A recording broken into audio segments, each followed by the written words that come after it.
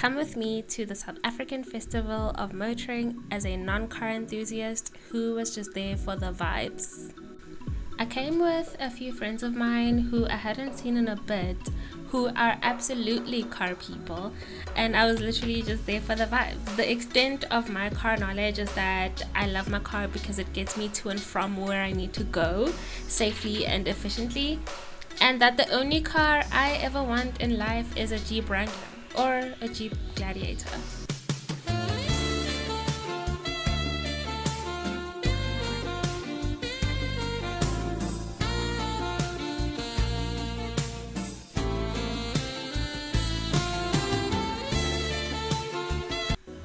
We went on the Sunday and my friends kept calling it the family day because there was a lot of like families and couples and things like that, and it was a lot more chilled. It was giving Sunday vibes, so it wasn't too hectic as compared to the Saturdays, which would have been a lot more packed and chaotic.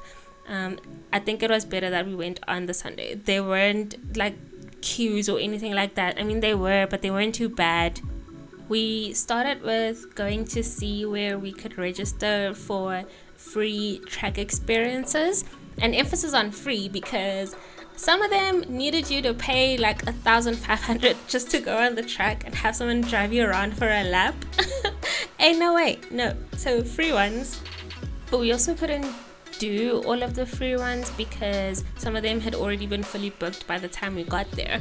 So we ended up registering for two of them. We did the GAC Motors and the Beijing ones. I don't know how you pronounce the word bike.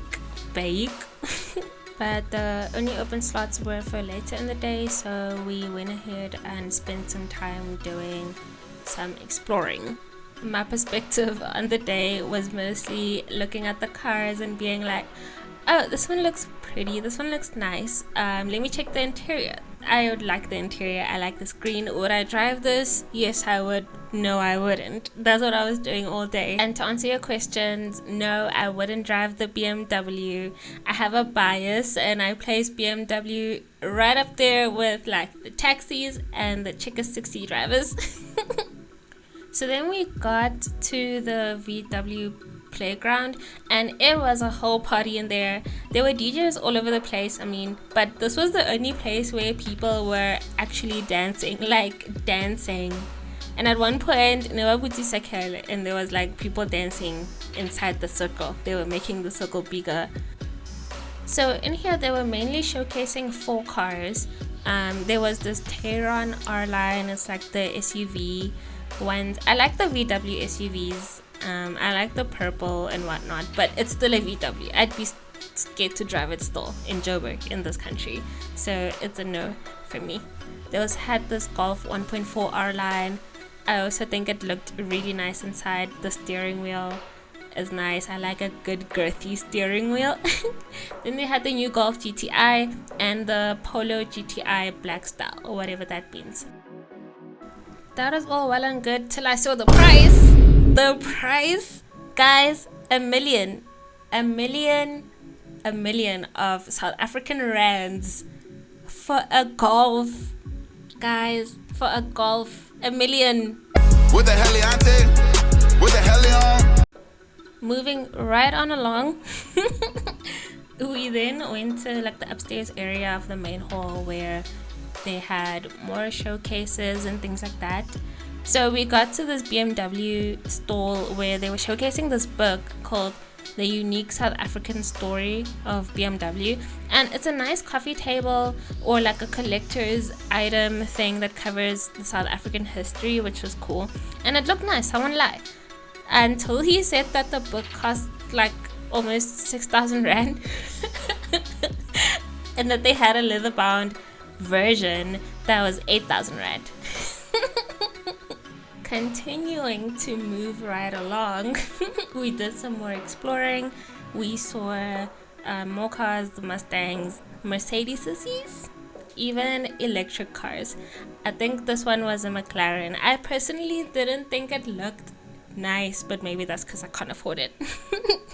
Then we stepped out to go and eat. There were a lot of different stalls. We went for a nut, and one thing about a nut is that they will fill that shawarma to the brim. Oh, there was plenty of seating available, so no one was like fighting for space or anything like that, which is pretty cool.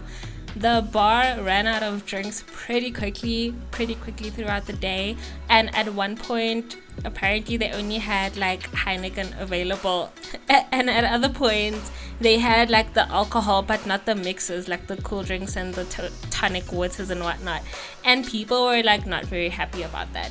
But anyway, on to more exploring. There was actually a lot of walking going on that day, but I managed to end up on pole position because All I do is win, no matter what. anyway, look at how versatile a Jeep is. Like, you can literally DJ out of the back of it. Isn't that great? Isn't that great? You can do anything in a Jeep. So then it was time for us to go back and do our first track experience. Our first one was with the GAC motors, and it was scary. It was scary. I'm not gonna share the audio here because I was like squealing throughout. I'm never doing that again, by the way. I think the highest speed I saw him go was like, I think between like 150 and 160. I don't know, maybe he went higher, but you could hear like the drifting sounds, the corners, guys. I thought we were gonna flip over. It was scary. It was scary. But it was so not full on that day that we were able to do this experience twice. And then later on, we went and did the Beijing track experience. This one wasn't as bad. Even the guy did say that these cars were a bit slower than the other ones, and he wasn't really, I don't know if he was just trying to be careful because it was getting dark or what, but it wasn't as scary as the other one, and he wasn't going too high of a speed, although it was still scary going around the corners and the bends because it did still feel like we're about to flip over.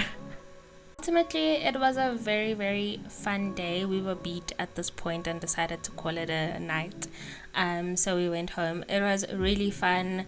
I reached my step goal thrice, so absolute success, and would do it again. Thanks so much for watching my video, and I'll see you guys next time.